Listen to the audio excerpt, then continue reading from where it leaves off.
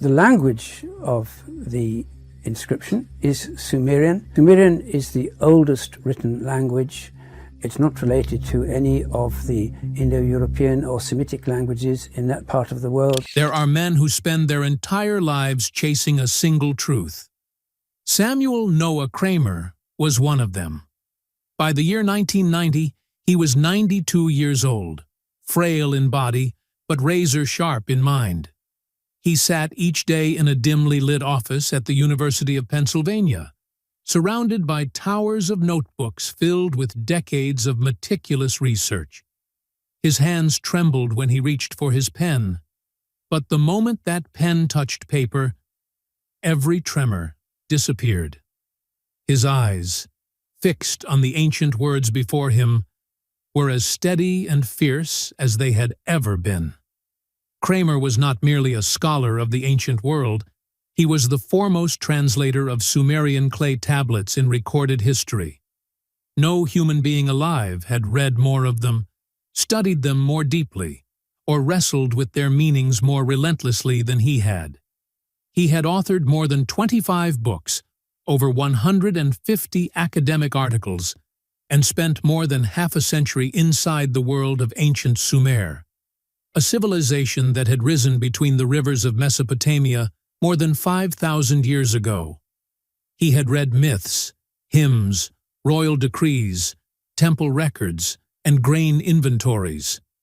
He had translated love poetry and legal contracts. He had decoded the language of a people long turned to dust and given their voices back to the modern world. But in the final years of his life, something changed. The satisfaction he had once felt holding an ancient tablet and unlocking its meaning had quietly transformed into something else, something heavier, something closer to dread. In one of his last recorded interviews, Kramer said, with unmistakable wonder in his voice, that holding a tablet written thousands of years ago and being able to read what it says is an astonishing feeling. But the scholars who knew him best in those final years noted that the wonder had long since given way to urgency. He was not marveling anymore. He was warning. Before he died, he pressed his pen into the margin of his final manuscript and underlined a single sentence twice. Then, above it, in shaking handwriting, he wrote 6 words that would haunt everyone who later read them. Before I die, you must know this. What followed was not a translation. It was not an academic footnote.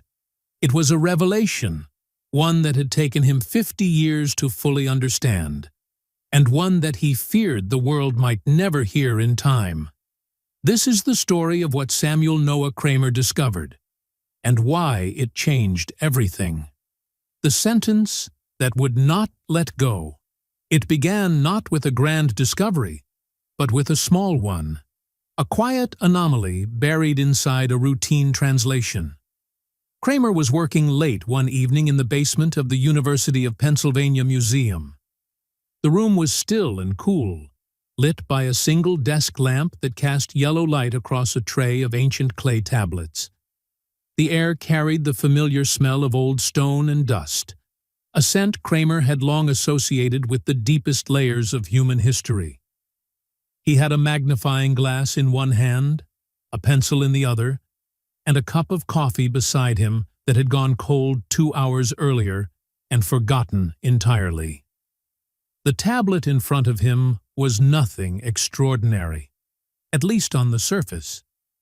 It was a warehouse inventory, a straightforward list of barley shipments from an ancient Sumerian storehouse, exactly the kind of administrative record that formed a large part of the Sumerian written archive. Practical, dry, entirely routine. And then, halfway through the translation, Kramer stopped. A phrase had appeared inside the inventory that had no business being there. It was a ceremonial line, a piece of sacred language normally reserved exclusively for temple rituals and religious hymns. Yet here it was, sitting word for word, inside a mundane record of barley deliveries. He set down the magnifying glass and went through his notes. He had seen the exact same phrase 3 weeks earlier, in a hymn dedicated to the great god Enlil. At the time, he had dismissed the similarity. A tired scribe, perhaps, accidentally copying from the wrong tablet. An honest error in a busy scriptorium. But then it happened again. A blessing formula lifted directly from a prayer turned up inside a trade agreement. A sacred phrase about binding heaven and earth appeared inside a construction log recording how many bricks had been hauled to the ziggurat that week. These were not random coincidences scattered across different eras.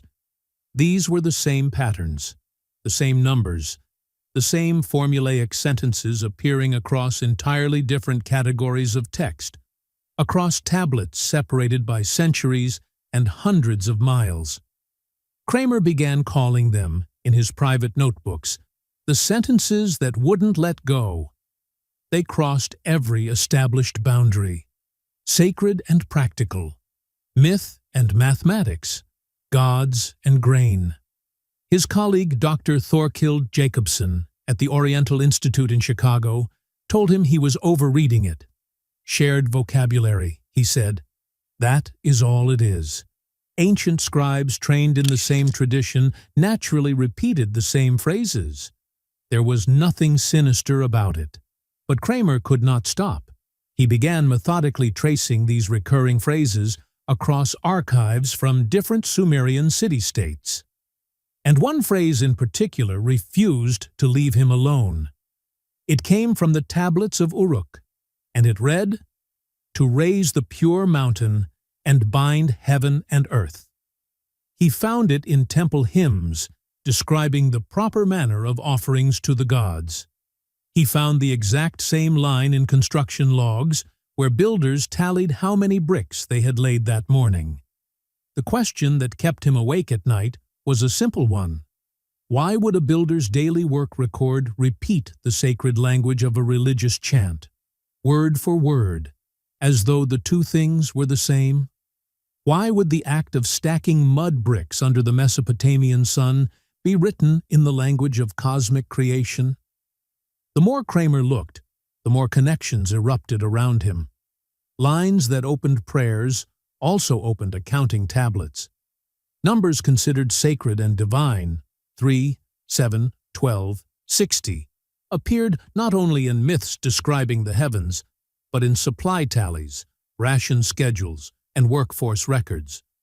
He was not looking at shared vocabulary anymore. He was looking at a system. The Sumerians were not using writing simply to record their world. They were using it to align their world. The same words that invoked the gods simultaneously defined labor, trade, and the structure of governance. Sacred language had been laced into the ordinary. Worship had been stitched directly into administration. Every tablet, whether it listed temple sacrifices or annual taxes, reinforced the very same worldview, that divine order and human order were not separate things. They were one and the same. Kramer began to suspect this was not accidental. The scribes trained in Sumerian temple schools had learned to weave mythic language into bureaucratic records deliberately and with great precision. If that suspicion was correct, then every document those scribes ever produced was not merely data. It was devotion disguised as routine. A conscious design, not a cultural accident. A civilization that had learned to program itself through the endless repetition of words pressed into clay. By the time Kramer committed these thoughts to his later writings, he could no longer keep them buried in footnotes. The sentences that would not let go formed, he now believed, the backbone of an entire ideology encoded in clay. They made administration a sacred act. They made writing itself a form of spiritual exercise. To read a Sumerian tablet was to participate unknowingly in a system that had been running for thousands of years. But those stray phrases were about to lead him somewhere he had not expected. away from the tablets entirely, and toward a message carved not in clay, but in stone. The ziggurat speaks. When Kramer turned his attention from the tablets to the towering ruins of the great ziggurat of Ur, something clicked into place with a force that, by his own account, made his stomach drop. The Sumerians had not merely written their worldview, they had built it. Rising from the flat Mesopotamian plain like a man-made mountain, the ziggurat of Ur was a monument of staggering ambition. Massive stone terraces climbed in stepped layers toward the sky, culminating in a shrine dedicated to Nana, the moon god. Every brick, every ascending staircase, every precise astronomical alignment encoded the same message Kramer had been uncovering for years in clay. The fusion of heaven, earth, and authority. The visible physical declaration that the cosmic order and the political order were a single, inseparable thing. But what shook Kramer was not the ziggurat itself, it was the paperwork. In the temple archives connected to the ziggurat at Ur, he found lists of building materials, quantities of clay, measurements of bricks, records of grain offerings made to the workers. On the surface, these were ordinary administrative documents, but their phrasing was anything but ordinary. Lines lifted directly from sacred hymns appeared inside construction logs. The same ritual verbs, to purify, to ascend, to bind heaven, appeared in texts describing religious ceremonies and in texts describing the hauling of building materials, as though the two activities were spiritually identical. The language used to build the temple was itself treated as a sacred act. Every moment of construction was written as a continuation of the original act of divine creation. The workers hauling mud bricks under the scorching Mesopotamian sun were not, according to the tablets, merely laborers earning their daily ration of barley. They were participants in a divine act. Their sweat was sacrifice. Their labor was prayer. Every brick they laid was a religious offering, an act of cosmic alignment, and they had no idea. Kramer began describing the ziggurat as a three-dimensional text, a monument that could be read as well as climbed. Each of its terraces represented a distinct level of the cosmos as described in Sumerian mythology. The lowest level corresponded to the earthly plane. The middle terraces represented the atmosphere and the stars. The highest platform was the divine realm, the dwelling place of the gods. Worshippers who climbed the great stairways were not merely walking upward. They were moving, step by step, through the layers of theology that governed their entire existence. A man who had spent his career studying flat clay tablets had suddenly understood that the Sumerians had been writing on a far larger surface all along. The ziggurat was the physical expression of the exact same patterns encoded in the clay. The priests who conducted rituals on its terraces, the scribes who recorded those rituals in the archives below, and the laborers who built it brick by brick were all, knowingly or not, enacting the same sacred text. Kramer confided his growing alarm to Dr. Miguel Civil, a fellow Sumerologist at the University of Chicago. Civil later recalled that Kramer telephoned him one night at nearly midnight. He could hear his old colleague breathing rapidly on the other end of the line. Kramer said, simply and with absolute conviction, "Miguel, the building is the text. The text is the building. It is a closed system." Civil admitted that he did not sleep that night either.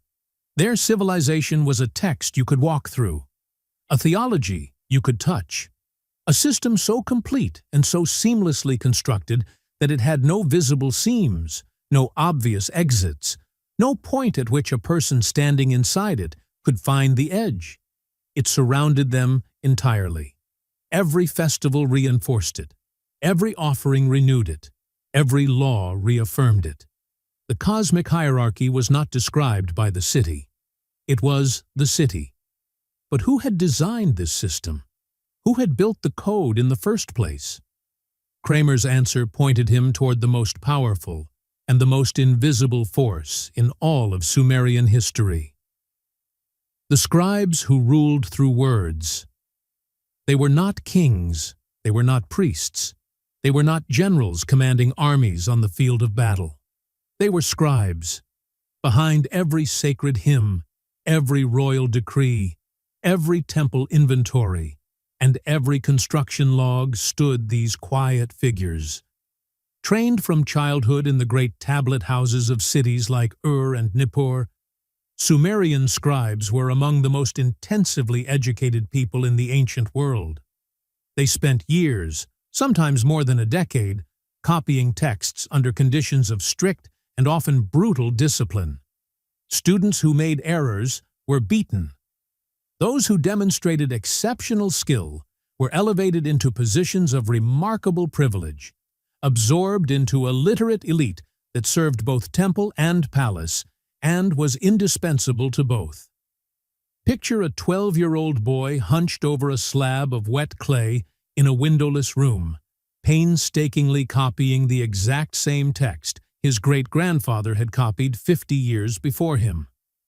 The same words, in the same order, with the same sacred numbers in the same positions. Nothing changed. Nothing was permitted to change. The texts were reproduced with extraordinary fidelity across generations, across centuries, across the rises and falls of entire dynasties. And this is where Kramer's investigation became deeply unsettling. The schools that trained these scribes did not separate sacred from administrative knowledge. A student might spend 1 hour practicing the proper notation for a brick shipment, and the next hour reciting a hymn to the goddess Inanna. Over time, these two disciplines did not merely coexist. They merged. Writing itself became a ritual act. Each stroke of the reed stylus into wet clay was simultaneously documentation and devotion. The student was not just learning to record the world, he was learning to create it. Cuneiform, the wedge-shaped script the Sumerians developed and passed on to nearly every subsequent civilization of the ancient Near East, was not a simple phonetic alphabet. It contained thousands of signs, many of which carried multiple overlapping meanings depending on context. A sign meaning star could also mean God. The symbol for life could double as a number. This layered flexibility gave scribes an enormous and largely invisible power. They could encode theology inside economic records. They could embed mythology inside trade agreements. They could lace the logic of divine hierarchy through administrative texts, all without changing a single visible mark on the clay.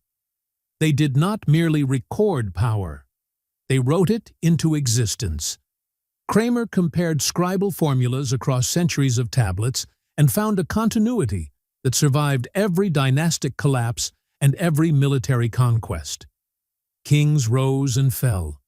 Cities burned and were rebuilt. Empires expanded and crumbled into dust. But the phrases persisted.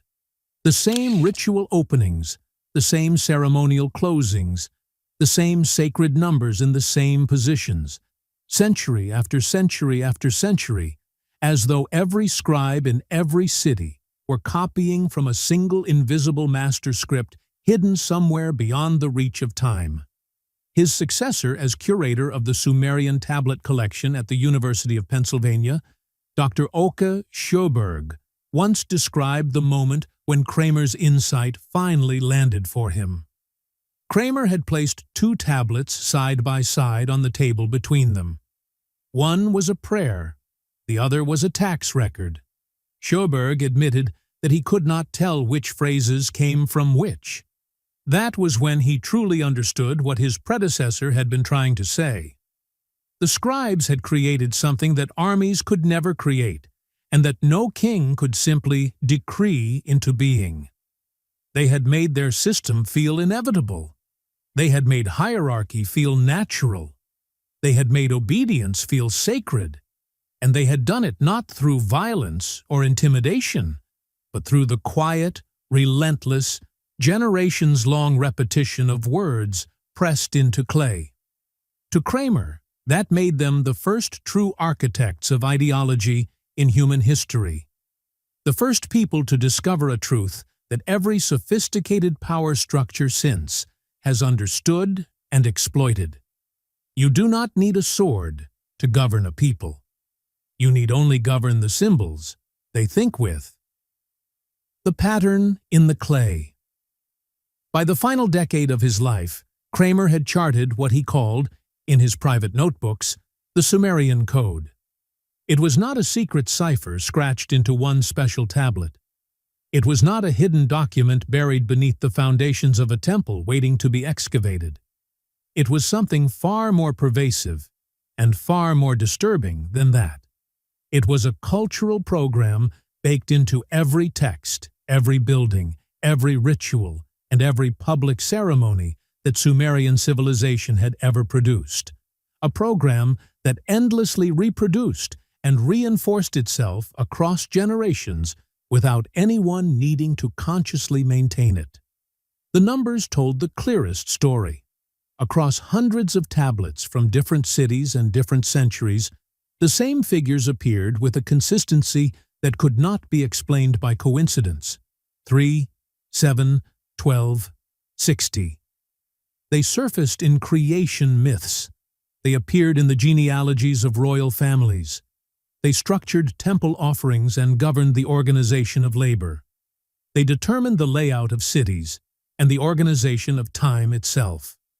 The Sumerians divided the hour into 60 minutes and the minute into 60 seconds, a system of measurement that the entire modern world still uses every day, more than 5,000 years later. These numbers were not neutral units of measurement. To the Sumerians, they were principles of cosmic balance. The universe was believed to operate according to precise numerical harmonies, and daily human life was required to mirror those harmonies exactly. When a priest offered 7 animals in sacrifice, or when a builder recorded exactly 60 bricks in his tally, the act was not merely practical accounting. It was symbolic. It was a deliberate alignment of human activity with the rhythms of the cosmos. Mathematics was not a tool for measuring the world. Mathematics was ritual. Mathematics was prayer, expressed in numbers rather than words. What disturbed Kramer most profoundly was the unchanging nature of this structure across time. Different rulers, different cities, different centuries, and yet always the same underlying template. Always the same format, the same logic, the same invisible architecture governing how information was organized, how authority was expressed, how the relationship between gods and humans was described. It was as though the entire civilization were running, generation after generation, on a single program written once and never revised. The Sumerians were not using writing to describe their world. They were using it to run their world. Inscribing laws, rituals, and hierarchies into clay did not merely record those things. It made them permanent, made them unchallengeable, made them feel as though they had always existed and always would. The clay was not a medium for storing information. It was a machine for manufacturing consent, and it was self-correcting. Any deviation from the established pattern was absorbed and corrected by the next generation of scribes, trained since childhood to reproduce the code exactly. The system did not merely survive. It enforced its own survival. Kramer admitted to colleagues that this conclusion disturbed him more than any myth or artifact he had ever encountered in 50 years of scholarship. The world's first writing system was not, as he had once believed, simply humanity's earliest method of storing information. It was something else entirely. It was the world's first programming language, a technology for encoding belief, hierarchy, and obedience directly into the operating system of a society, so deeply and so seamlessly that the society itself could not see the code it was running on. The Sumerians had not merely invented literacy. They had invented something considerably more powerful and considerably more dangerous. They had discovered that the patterns built into language shape the patterns built into thought, and that whoever controls the language controls the reality that emerges from it. Kramer's final warning. As his health deteriorated through the late 1980s, Samuel Noah Kramer stopped writing polished academic papers. He started writing letters, urgent, handwritten letters, to former doctoral students, to colleagues at universities across America and Europe, to anyone he believed might listen and carry what he had to say forward into the world after he was gone. In 1989, his former doctoral student, Dr. Gerald Cooper at Johns Hopkins University, received a 3-page handwritten note. Cooper described it later with quiet reverence. The handwriting was shaking. The sentences were stripped of all academic caution. And the final line, he said, was unlike anything he had ever received from his mentor. "Before I die, please listen." They were not writing myths. They were writing the operating instructions for civilization, and we are still running the program. Cooper said he sat with the letter for a long time, unable to decide whether his mentor had finally succumbed to the weight of his years or had finally arrived at the deepest truth of his career. Kramer's conclusion had not come from a single dramatic discovery. It had emerged slowly and inevitably from 50 years of sitting alone with clay tablets that no other living person on earth could read. What he had understood, in the end, was this: the Sumerians were the first people in human history to fully grasp the most dangerous truth about language. Language does not describe reality. Language builds it. When a Sumerian scribe inscribed the words that a king ruled by divine will onto a clay tablet, and that tablet was read aloud in the public square, that statement did not report an existing belief. It manufactured one. It created, in the minds of everyone who heard it, a reality that had not previously existed with such solidity or permanence. Writing was not documentation. Writing was creation, and whoever controlled writing controlled what was real, not through force, not through armies or walls or the threat of violence. Through the quiet, patient, relentless repetition of symbols, pressed into clay and repeated across generations until they became invisible, until they became simply the way things were, the natural order of the world, unquestioned and unchallengeable because they had always been there. In one of his later notebooks, Kramer wrote that every civilization rests on 2 foundations of power. The first is visible: armies, temples.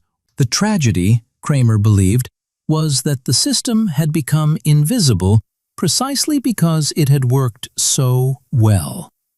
Once writing was woven inextricably into both religion and governance, once sacred words and state law became the same words, no one questioned it anymore. It did not feel like a system. It felt like reality itself. And that, he believed, was the most important and most overlooked fact in the history of human civilization.